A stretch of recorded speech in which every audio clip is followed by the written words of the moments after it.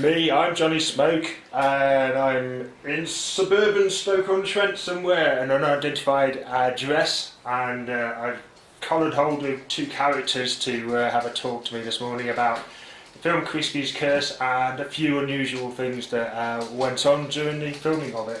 So we'll start with you, Mr. Director. Do you want to introduce yourself? Yeah, my name's John Williams. I'm the writer, producer and director of Crispy's Curse. And a few other films as well. And a few other films as well. I did the Slayers last year and the Mother Town the year before. Cool. And then the other dubious looking character we've got sitting at the table. Introduce yourself. I'm Wes Martin, and I played Detective Pope in Crispy's Curse.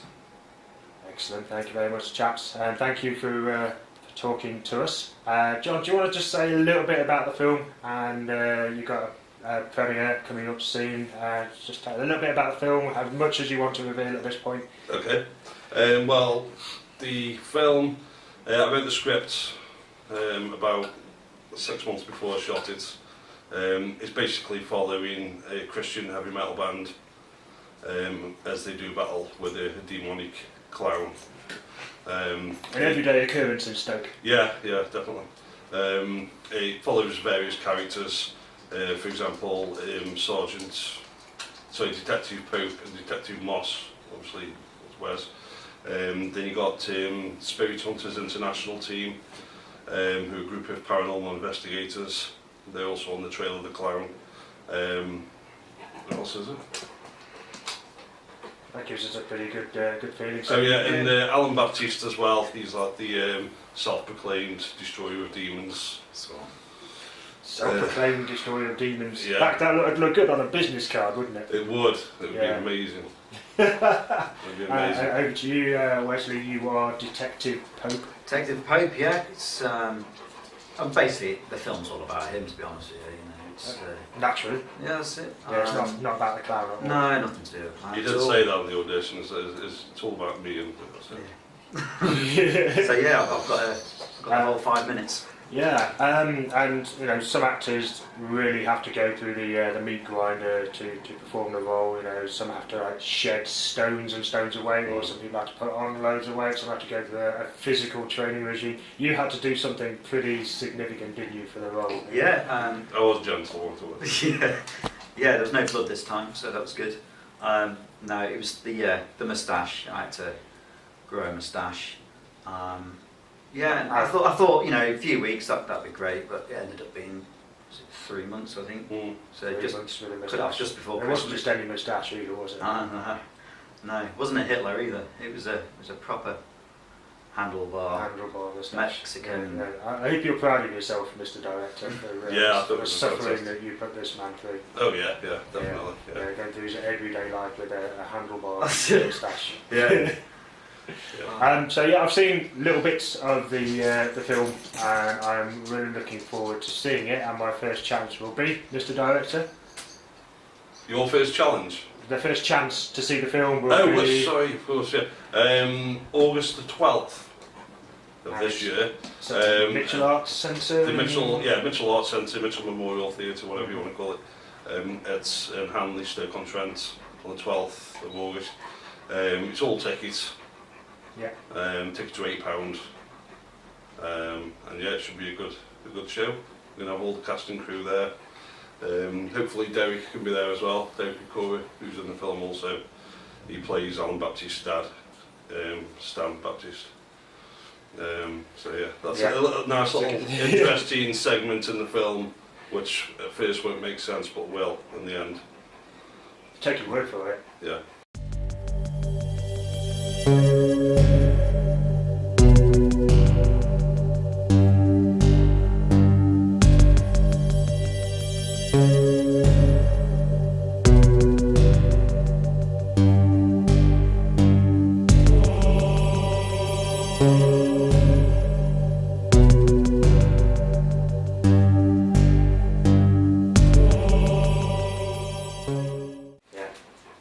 So yeah, we've had enough of you plugging your creation. I want to talk about some other things now.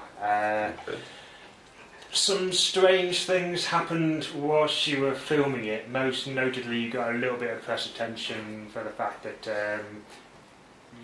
a number of you saw some unidentified flying objects. Do you want to tell us a little bit about what happened? Yeah, well, me and Dean were doing a scene outside. There was a spade, and anyway, we just wrapped that up. And It was a dark night. It was a dark night, yeah, real dark night, and clear skies, and we were just packing up, and Will, the camera guy, he looked up and shining his torch thing he had, and everyone said, "Could you see that?" And we were looking up, and I was like, "Yeah."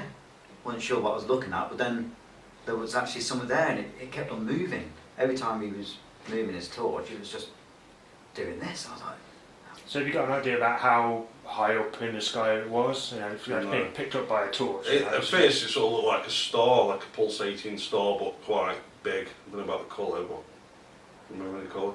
I'm colourblind, so it could have been yellow with green spots for lining. But it was like a pulsating light in the sky. And it was sort of, I can't remember. I just remember because when he sort of moved his little torch thing, it just kept on moving away from it. I was like, this is madness. Because I thought they were all joking. I thought, because they know I like, you know, I don't like UFO, I don't like aliens and all that crap. You know, it freaks me out a bit. So I thought they were sort of, you know, making a joke. I thought they got someone dressed up as an alien going to jump up behind me. And when everyone started looking up and getting really into it, that's when I was like, Wes has actually got a strong fear of aliens, as in the grey typical. Yeah. So it wouldn't be out of character for you to take advantage of. No, if I could have done it, I would have done it. But I didn't on this occasion. But this wasn't premeditated. It was pretty elaborate to build a spaceship and send it. You know. yeah. For your next film, maybe. Maybe. Yeah.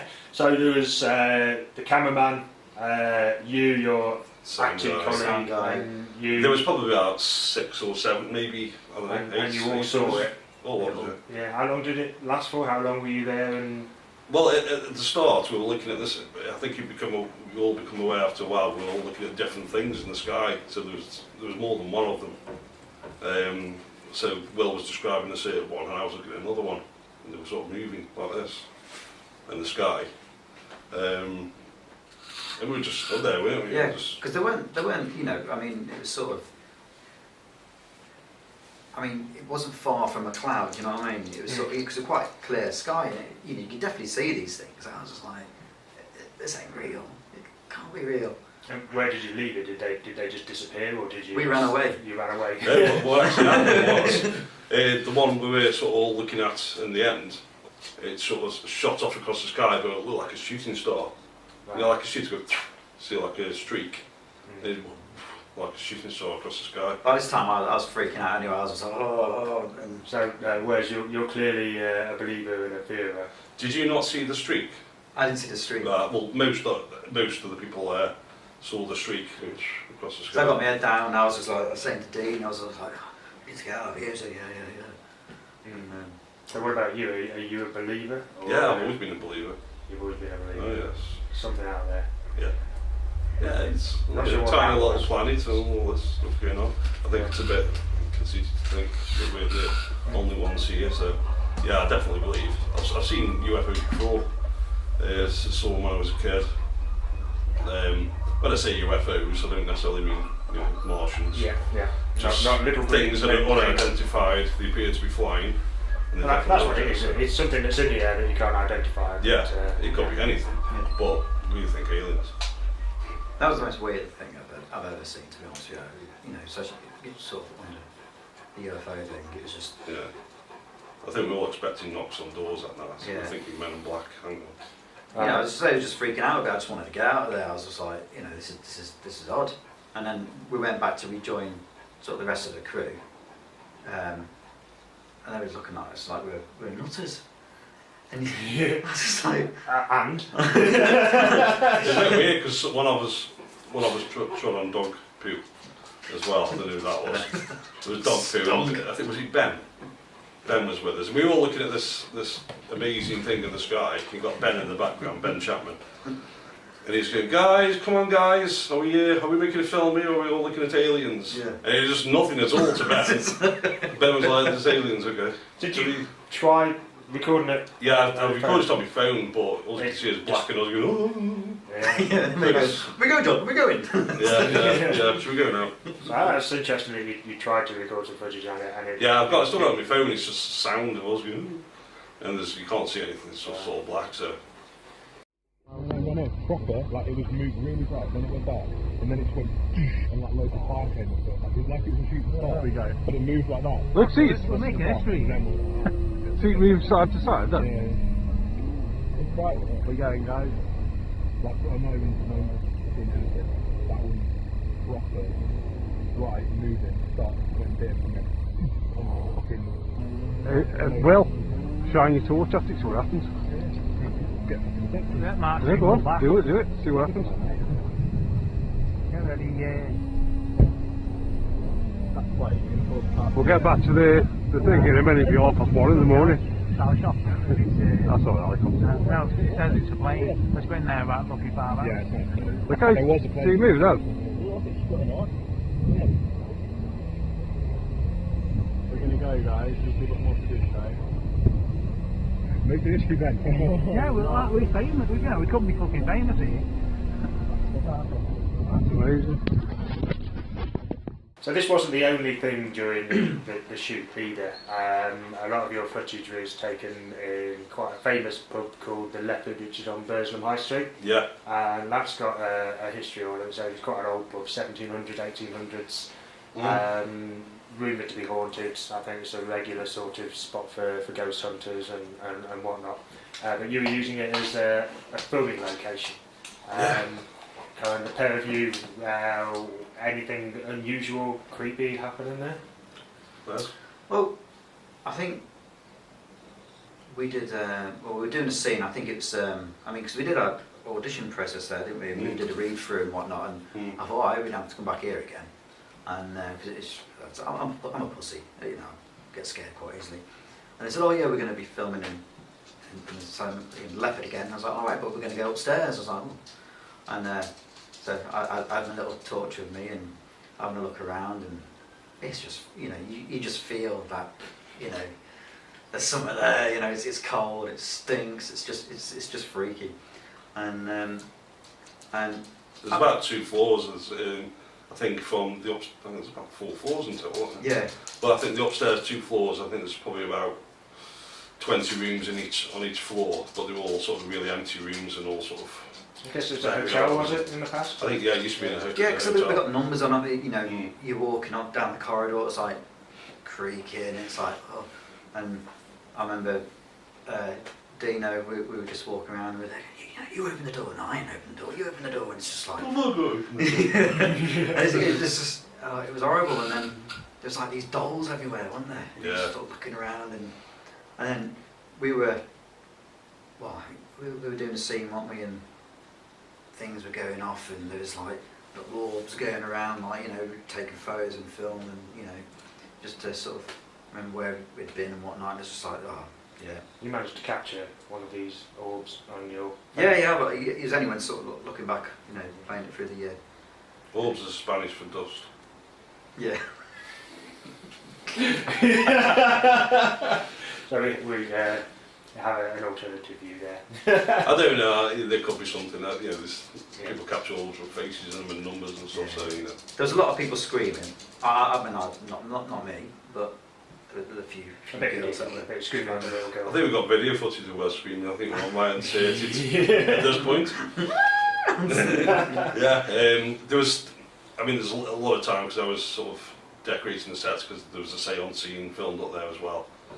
So me and Jackie Dunn had to sort of make the whole place look like it was on the inside of a tent in a carnival upstairs in the Leopard. So yeah, just on my own, sort of pretty much up there doing all that, and you'd always hear sort of creaks and shuffling on the floor. If anybody stands up there, you can hear them sort of shuffling because it feel like you're fall dead.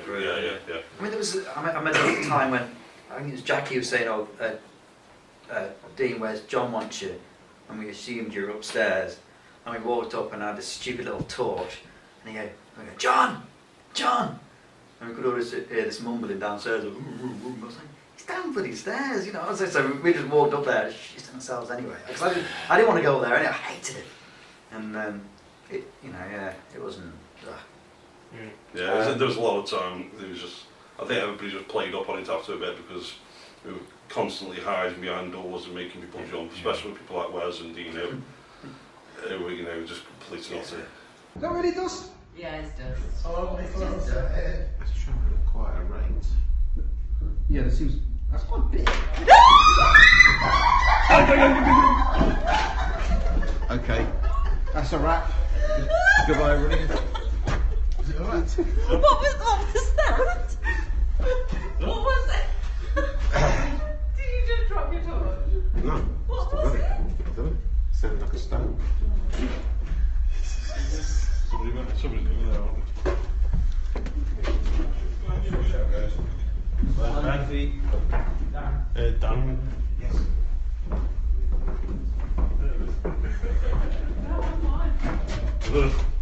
I'm not a bit further than Dan. What did you think? Yeah, I'll come over here. Take a pound of coffee. What is the thing there? This I've seen already, it's so creepy. I don't see the light on there, what is it?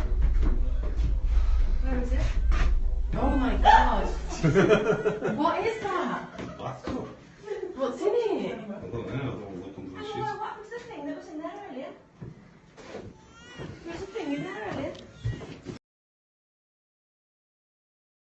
Yeah. So Material. the general view, like if you read up on the history, that one of the ghosts that occupies that might be Molly the Burslem Witch, who's a famous character in her own right. Molly, Yeah. yeah, I don't know if it was her, it could have been her. Could have been. Yeah, who's buried in a churchyard in Burslem with the grave pointing the wrong way round because she's believed to be a witch. She was an interesting character. I want to make a film about her at some point. Yeah, I think so. A milk seller who was old beyond her years, grotesque, walked around with a blackbird on her shoulder and was tried as a witch and then buried the wrong way around in a graveyard. That doesn't sound like the everyday occurrence in Burslem, really, does it? So. No, well, Yeah. I don't know. no. And obviously a frequenter of the Leopard Pub as well, if we should believe the legends. That would have been a nice thing to know. Yeah, I think if it was sort of today, I think she would have been viewed about differently. Perhaps so. Yeah, I don't think the witch would have been the first view. I'm not sure how many people have been arrested in recent years for witchcraft.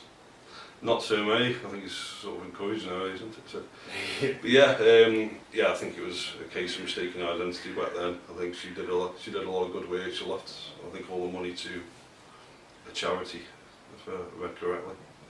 So yeah, I think she was quite unfairly treated by the church. We have forgotten to mention something. You described the EMF meter in the leopard, which you're using as a prop for the film, but it was actually a functioning EMF meter. Oh yeah, that started going nuts, didn't it? Yeah, no, Time work all day. it was working, but doing as it should, sort of thing. Yeah, as in not really obviously picking it's, anything up unless you hold it next to a light fitting or something. Yeah, there was none up there. There's no electricity. I think only in certain parts, but not in every room. Certainly not the room we were in. So it was sort of collected like that, generally sort of thing. But in this one particular room, it was just going nuts, Yeah. off the scale sort of thing. Probably near my moustache, it was going mental. Just twitching in time with a needle. So yeah, I mean, yeah, that was really freaky. Electromagnetic pulse. Yeah, electro-moustache frequencies. So, Yeah. hire yourself out. It'd mean growing that moustache back again though, wouldn't it? God. Yeah. Another case I can think of was again with Matthew. Maybe it was just Matthew's case. Yeah, probably. Yeah. No. Yeah, Matthew. We had what was it now? There was a bit of a fight scene. The special effects person who was working at the time, he had a bit of a dodgy prop with him, and it was basically this frying pan. And the scene was he gets hit with this frying pan, but because the end was so, he was basically sawn off and all gusty and stuff. When he hit him with that side of it, and he went just punctured his nose, went straight into his nose, so he had to go to the hospital. Yeah, which was unfortunate, but he was very lucky. If it had been his eye, it would have been a different story. Yeah, absolutely, absolutely. Well, thank you very much for sparing me the time to talk about the creepy side of the filming of Crispy's Curse. And very good luck to you with your launch, your premiere, and onwards and upwards. Yes, thank you, John. Well done.